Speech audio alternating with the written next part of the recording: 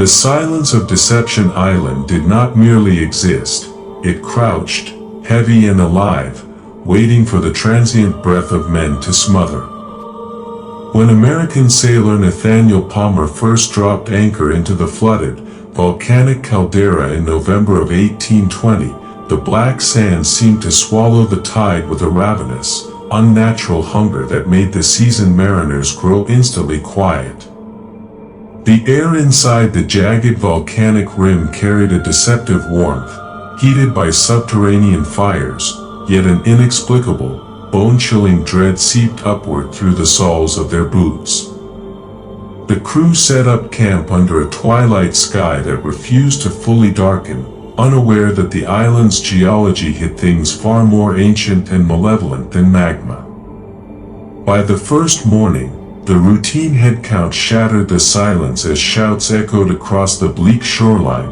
Norris and Clark had vanished from their locked tent without a single sound or struggle. Palmer, a veteran hardened by the bloody naval battles of the War of 1812, felt his legendary apathy falter as he led a heavily armed search party toward a looming, jagged rock outcropping. There, the pristine sand was marred by horrific drag marks and discarded, torn clothing, leading straight into the yawning, pitch-black maw of a subterranean cavern. Lighting their flickering candles, the men pushed deep into the oppressive gloom, guided only by a sickening, wet gurgling noise and the rhythmic, raspy breathing of something hiding just beyond the next sharp turn. Rounding the corner, Palmer's candle illuminated a sight that would fracture his sanity for the next 57 years. The raw, naked bodies of his missing men lay on the stone floor, their skin entirely stripped away and their flesh seemingly turned completely inside out. Yet, the true horror was that they were still alive.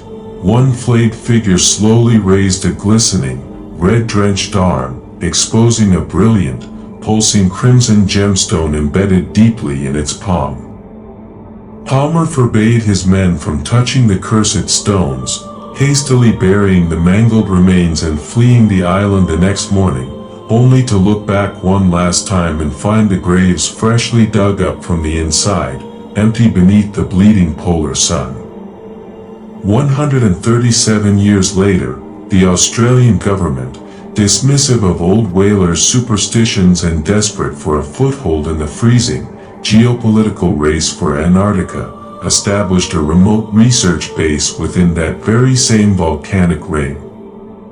By January of 1957, the short polar summer had arrived, bringing deceptively mild temperatures that caused the black glaciers to weep continuous streams of melted ice down the dark slopes. Among the 5-man crew was an American-born marine biologist named Richard McCreary, who spent his days cataloging the stark, alien marine life clinging to the volcanic shores. The descent into madness began insidiously on the 8th night, when the team's 2 geologists, Ian and Ross, returned late from a deep crater expedition bearing strange, crystalline sediment samples. Walking past the laboratory in the dead of night, McCreary observed the 2 men standing rigidly in the dark, their backs turned to him, whispering in a rhythmic, clicking dialect that sounded entirely non-human. By morning, they had not moved a single inch. When questioned, they turned their heads with mechanical, jerking motions, their eyes wide and completely unblinking, offering only silent, hollow nods before turning back to their mysterious minerals.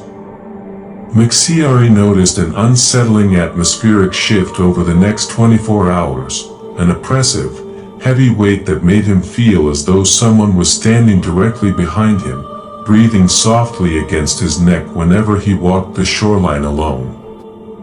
That evening, Ian and Ross vanished into the wilderness without logging their coordinates, leaving the remaining 3 scientists to huddle inside the metal station as a fierce, unnatural blizzard began to batter the corrugated walls. Helpless against the blinding whiteout, They agreed to launch a rescue mission at dawn, completely unaware that the radio transmission they had sent to Livingston Island for emergency aid would be the last sane words ever spoken from the Deception Island outpost. Among the historical records she left behind was a diary spanning the years 1937 to 1945. Preserved today at the United States Holocaust Memorial Museum in Washington, D.C. These writings provide historians with valuable insight into the attitudes and perspectives of individuals connected to the highest levels of Nazi leadership. Perhaps the most unsettling aspect of Margaret Himmler's story lies in the contrast between ordinary domestic affection and extraordinary moral blindness. In one letter to Heinrich, she wrote of her happiness in being loved by a good man who cherished his evil wife. Those words continue to provoke difficult questions. How could someone view a man responsible for overseeing the deaths of millions as fundamentally good? How could devotion coexist with participation in, or indifference toward, one of history's greatest crimes? Margaret Himmler was neither the principal architect of Nazi atrocities, nor an innocent observer detached from events unfolding around her. She occupied a morally complex position as a loyal spouse, committed ideological supporter, and beneficiary of a criminal regime. Her life illustrates how ordinary relationships, personal loyalties, and deeply held prejudices can exist alongside unimaginable cruelty. The story of Margaret Himmler serves as a reminder that history is not shaped solely by notorious leaders whose names dominate textbooks. It is also influenced by those who support them, excuse them, remain loyal to them, or choose silence when confronted with injustice. In examining her life, we gain a deeper understanding of the social environment that enabled the Third Reich to function. The Holocaust was not perpetrated by a single individual acting alone. It depended upon networks of administrators, supporters, sympathizers, and family members who, through conviction, loyalty, fear, or willful ignorance, became part of a system responsible for immense human suffering. Margaret Himmler remains one of those troubling figures from history. Her story offers no easy conclusions or comforting explanations. Instead, it challenges us to confront difficult truths about complicity, ideology, and the capacity of ordinary people to rationalize extraordinary evil. Remembering such histories is essential not only to honor the victims of Nazi persecution, but also to recognize the importance of moral responsibility.